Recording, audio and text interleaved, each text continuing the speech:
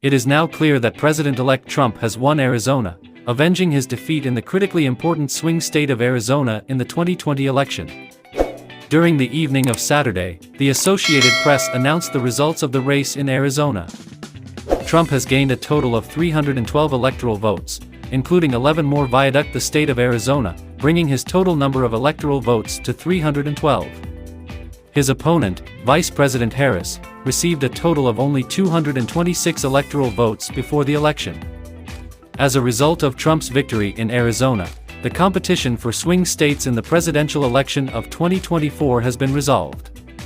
He also received electoral votes in the states of North Carolina, Wisconsin, Michigan, Nevada, Georgia, and Pennsylvania, in addition to electoral votes in Arizona. In the election of 2020, Vice President Joe Biden won the state of Arizona by a margin of less than 0.5%. Additionally, the results in the crucial region of Maricopa County were similarly close, with Biden defeating Donald Trump by a margin of 2%. With the exception of the year 2020, when Biden won the state of Arizona, Republicans had won the state every year since 1996. When Joe Biden stood in front of the American people, millions of whom were still reeling from the news that Donald Trump had won the presidential election, he soothed them by saying, "We are going to be okay." Biden offered a pep talk from the Rose Garden of the White House on a sunny Thursday, which clashed with the gloomy mood that Democrats were experiencing in the wake of their tragic electoral defeats. This was Biden's first words since his vice president and chosen successor, Kamala Harris, lost the presidential election. Both Harris and Biden were picked to succeed him. In addition to expressing confidence in the long-term viability of the American experiment, Biden promised that the transition of power to Trump will be seamless. "It is impossible to avoid experiencing failures, but it is not acceptable to give up," Biden remarked. "Just because we have suffered a loss does not indicate that we have been beaten. The battle was not won by us. You are being beckoned to get back up and move forward in the America of your dreams."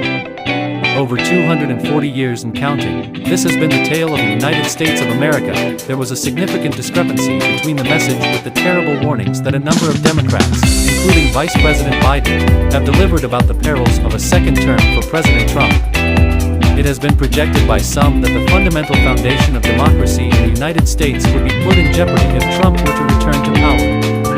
They reassured voters that Trump would follow through on his threat to deport millions of immigrants who were not in possession of proper documentation. The vow that President Trump made to reject a countrywide abortion ban was also called into question by these individuals.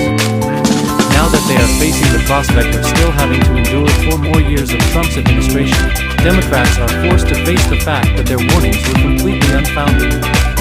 Trump has not only been successful in gaining control of the White House, but he is also well on his way to become the first Republican to accomplish so since 2004 due to his strong popularity.